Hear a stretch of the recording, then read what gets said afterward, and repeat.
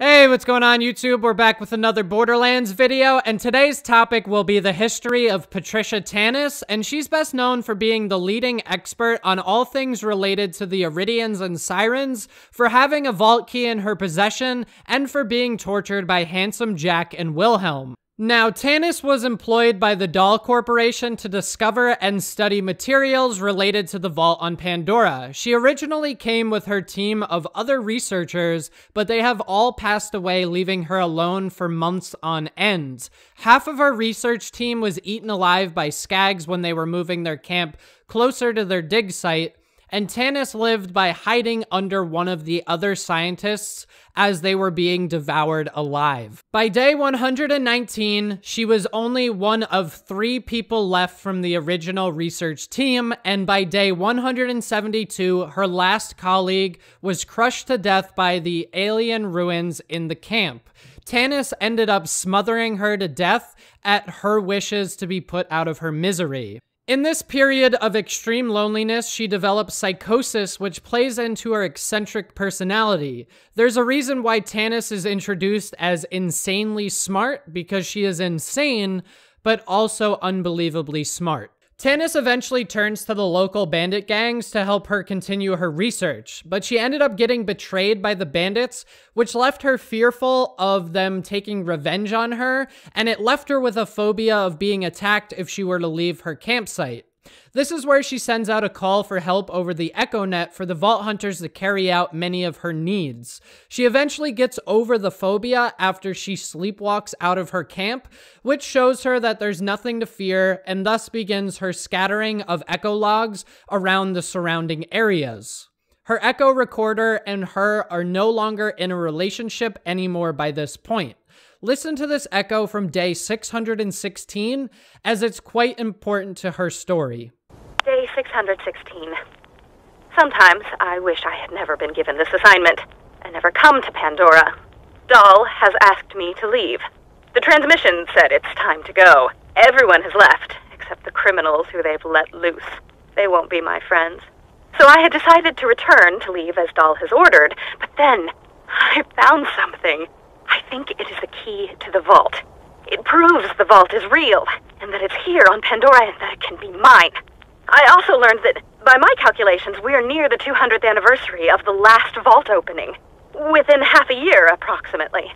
If I leave now, I will never make it back in time. I will stay.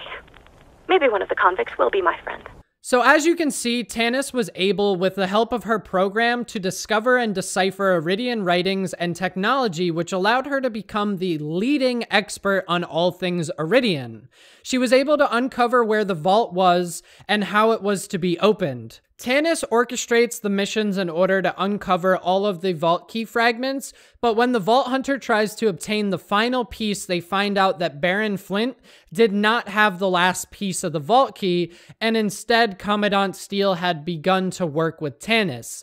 The important thing here is Tannis never directly denies the fact that she went along with Steele's plans, and we find this out when we find Tannis in jail in the mission Get Some Answers in Borderlands 1.